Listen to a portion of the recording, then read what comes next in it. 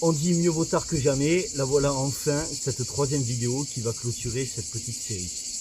Donc, dans les vidéos précédentes, je vous ai montré comment j'ai récupéré mon forage qui était défectueux, comment j'ai sorti l'ancienne installation, puis comment j'ai mis au point une nouvelle installation d'abord en extérieur, puis comment je l'ai mise en place dans ce forage. Aujourd'hui, je vais vous montrer comment je le raccorde à ma maison, de façon à avoir une alimentation en eau qui soit tout à fait comparable à ce que vous avez quand vous êtes raccordé au réseau public. Alors, cette installation est loin d'être définitive. Évidemment, à terme, il faudra creuser une tranchée et tout enfouir pour que ce soit joli. Je vous rappelle de plus ma problématique. Mon forage fait 52 mètres de profondeur, au fond duquel je n'ai que 3 mètres de hauteur d'eau. Alors, actuellement, les 3 mètres suffisent très bien. Ils sont très bien irrigués, donc je peux tirer de l'eau tant que je veux.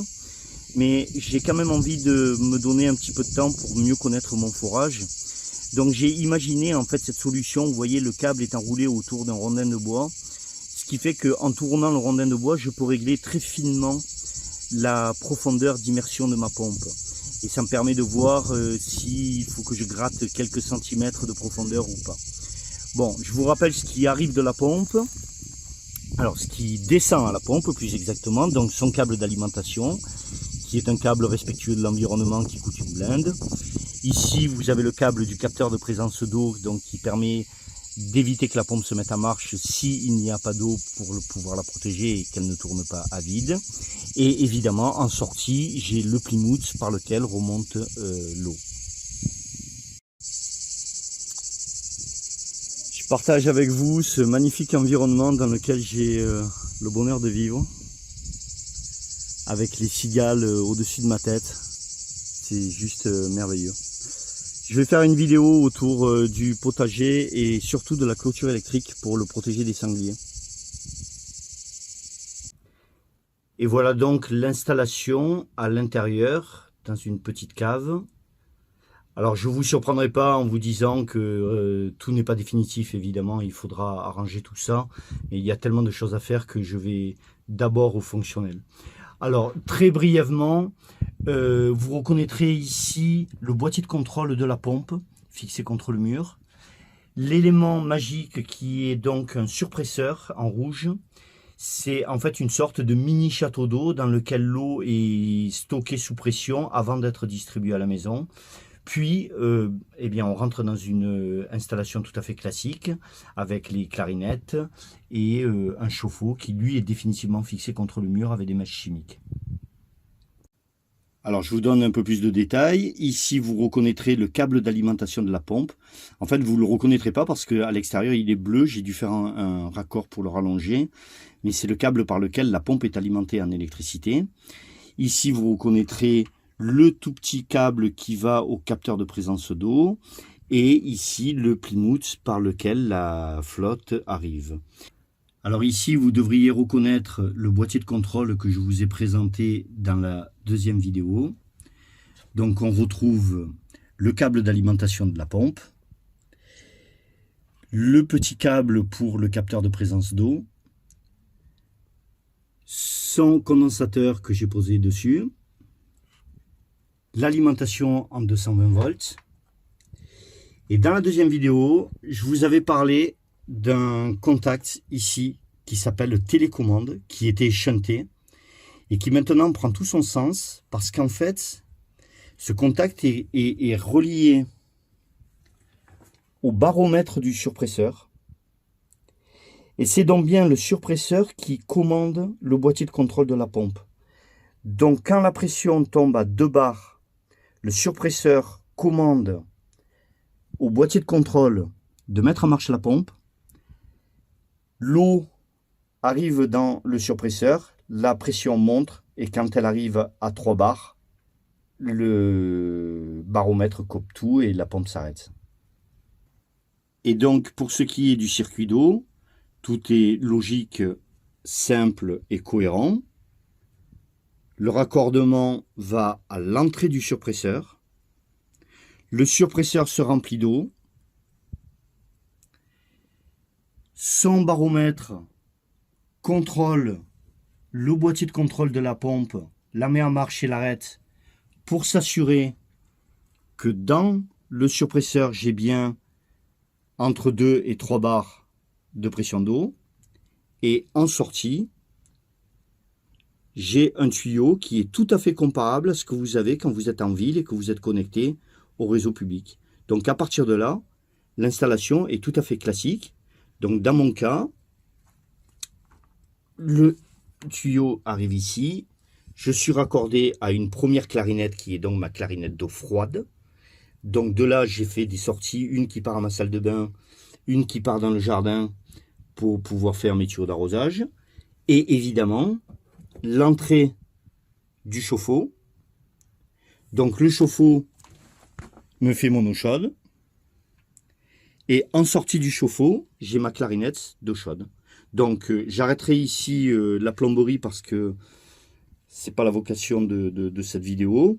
Mais vous avez compris que nous sommes maintenant dans un circuit tout à fait standard. Ok, juste pour finaliser cette vidéo, je vous montre donc mon tuyau d'eau froide et mon tuyau d'eau chaude qui partent, qui courent le long du sol.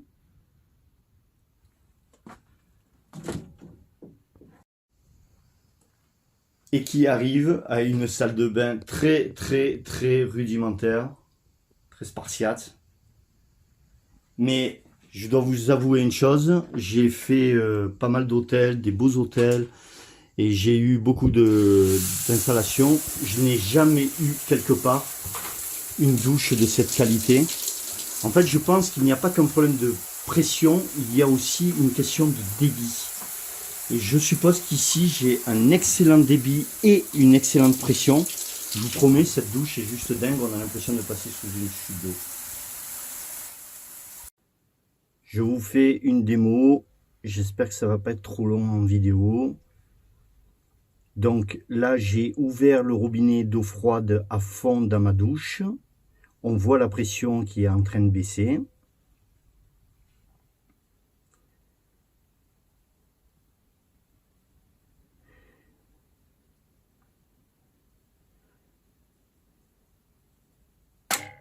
Hop, la pompe s'est mise en marche, on a entendu le clic. Alors là-haut, on voit rien de spécial, mais ça tourne. On voit la pression qui va remonter. Donc là, le surpresseur a fourni de l'eau et a perdu en pression. Il a demandé à la pompe de se mettre en marche pour le re-remplir. Alors, c'est pas comme s'il se remplissait d'eau et qu'il soit vide en haut, c'est de la pression. Donc, il est constamment plein d'eau. Mais il fait rentrer plus d'eau que ce qu'il peut à l'intérieur. Il est sous pression, quoi. Je sais pas si c'est clair, mais j'espère que vous avez compris. Donc là, la pompe bourre de l'eau dans le surpresseur. Elle pousse. Tout à l'heure, je crois que je me suis trompé. Je vous ai dit 3 bars. C'est pas 3, c'est 4.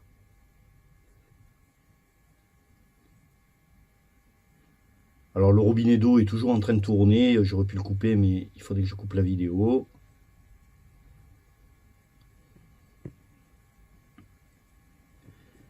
Donc ça monte en pression.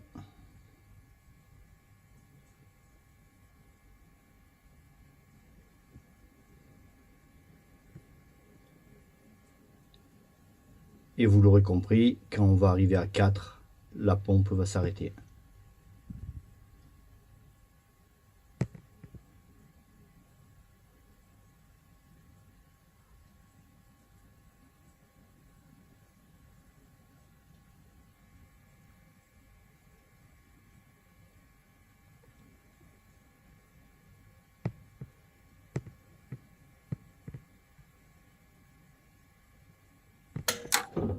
Voilà.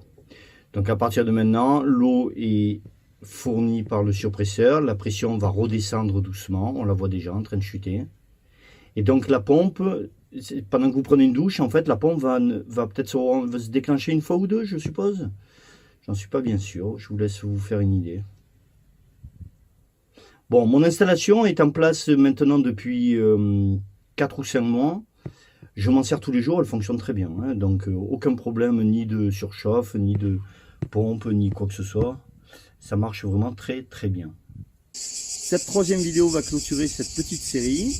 J'espère que vous savez mieux maintenant comment fonctionne un forage et comment le raccorder à une maison de façon à obtenir une arrivée d'eau qui soit tout à fait comparable à une arrivée d'eau du réseau public. Je ne m'étendrai pas plus sur la plomberie. Vous trouverez sur YouTube des tas de chaînes faites par des professionnels qui seront de bien meilleure qualité que ce que je pourrais vous proposer. Mais je vous dis quand même à bientôt pour de nouvelles vidéos sur le thème de la ville à la campagne.